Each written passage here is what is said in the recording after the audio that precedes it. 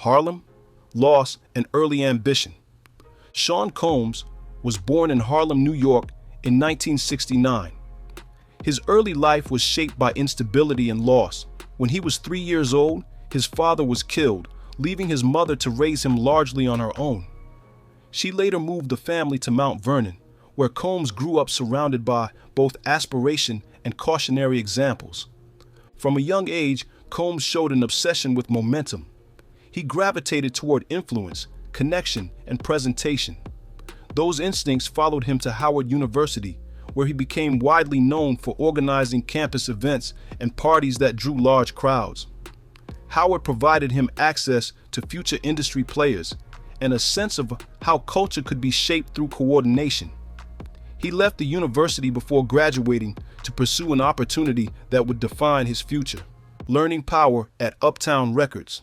In 1990, Combs began working as an intern at Uptown Records, a label that dominated hip-hop and R&B in the early 1990s. Uptown housed artists like Heavy D, Mary J. Blige, and Guy. Combs rose quickly, moving into an A&R role where he became involved in both talent development and image crafting. At Uptown, Combs learned the internal mechanics of the industry. Decisions were made behind closed doors. Branding mattered as much as music. Artists were products as well as people. In 1993, Uptown founder Andre Harrell fired Combs. The dismissal ended one chapter, but cleared the path for another.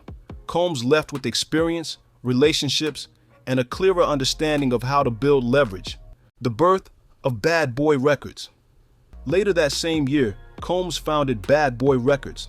The label positioned itself as sleek, aggressive, and commercially minded. Its early roster included Craig Mack, Faith Evans, 112, and a Brooklyn rapper named Christopher Wallace, better known as the Notorious B.I.G. Bad Boy's breakout came with Craig Mack's Flavor in Your Ear, but Biggie quickly became the label's center of gravity. His debut album, Ready to Die, captured street realism and mass appeal at the same time. The album's success turned Bad Boy into a dominant force in hip-hop and established Combs as a major executive presence. The industry's most dangerous rivalry. As Bad Boy rose, tensions between East Coast and West Coast hip-hop escalated. On the West Coast, Death Row Records, led by Dr. Dre and Suge Knight, represented a rival power structure. Personal disputes, media narratives, and label loyalty intensified the conflict. The feud reached its peak with diss records and public accusations. Tupac Shakur was killed in 1996. Biggie was murdered in 1997. Both deaths sent shockwaves through the music world. For Combs, the loss of Biggie represented both personal grief and a fracture in Bad Boy's foundation. The moment forced a shift in tone, image, and direction, becoming the face of the brand. In 1997, Combs released his debut album, No Way Out, under the name Puff Daddy. The album debuted at #1 on the Billboard 200. Its lead singles included I'll Be Missing You, a tribute to Biggie that resonated far beyond hip-hop audiences, and It's All About the Benjamins, which cemented Combs' new public persona. At the Grammy Awards, No Way Out won Best Rap Album. The victory marked a transformation. Combs now occupied the dual role of executive and performer, blending business authority with celebrity visibility. Fashion, liquor, and expansion. In 1998, Combs launched Sean John, a men's fashion brand focused on sportswear and lifestyle clothing. The brand gained widespread recognition and received major industry validation when it earned the CFDA Men's Designer of the Year award in 2004. Sean John expanded Combs' reach beyond music into retail and fashion culture. In 2007, Combs partnered with Ciroc Vodka, overseeing its branding and marketing. The deal repositioned Ciroc as a premium lifestyle product. Sales grew rapidly, and the partnership became one of the most lucrative celebrity brand relationships in the liquor industry. These ventures accelerated Combs' wealth and influence. Television and cultural authority. Combs' influence extended into television through Making the Band, which aired on MTV. The series followed aspiring artists competing for record deals under his leadership. The show produced commercially successful groups and viral moments, shaping public perceptions of both Combs and the music industry's power dynamics. Through reality television, Combs reinforced his image as a gatekeeper. He represented opportunity, control, and consequence. By the late 2000s, his presence in hip-hop culture felt institutional. Recognition and institutional legitimacy. Over the next decade, Combs accumulated formal recognition. He received a star on the Hollywood Walk of Fame. He earned an honorary degree from Howard University. His acting performance in A Raisins in the Sun brought critical acclaim and an award. In 2013, he launched Revolt TV, a cable network centered on hip-hop culture and black media. Revolt expanded his reach into journalism, political commentary, and youth-focused programming, solidifying his role as a media executive. Legacy mode and public reinvention. Entering the 2020s, Combs leaned into legacy framing. Bad Boy reunion tours celebrated the label's history. He honored Biggie during the Rock and Roll Hall of Fame induction. Love Records marked his return to music, culminating in the Love album. Off the Grid. Public appearances at award shows, festivals, and philanthropic events reinforced the narrative of longevity and redemption. Combs positioned himself as a cultural elder rather than a disruptor. The lawsuits. In November 2023, singer Cassie Ventura filed a civil lawsuit accusing Sean Combs of sexual abuse, sex trafficking, coercion, and prolonged control during their relationship. Combs denied the allegations. The case was settled quickly with no admission of guilt. The settlement did not end scrutiny. Over the following months, multiple additional civil lawsuits were filed by other plaintiffs. These suits alleged sexual assault, exploitation, drugging, intimidation, and abuse, with some claims describing activity that crossed state lines. Each case was filed independently in civil court, expanding the scope of exposure around Combs.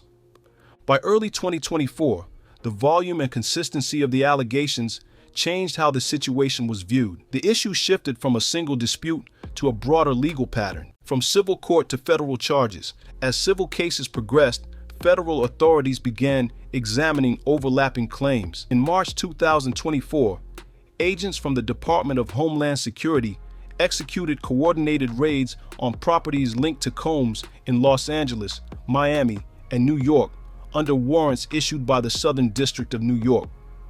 The raids marked a clear escalation. Materials were seized, associates were questioned, and the investigation moved beyond civil liability into criminal review.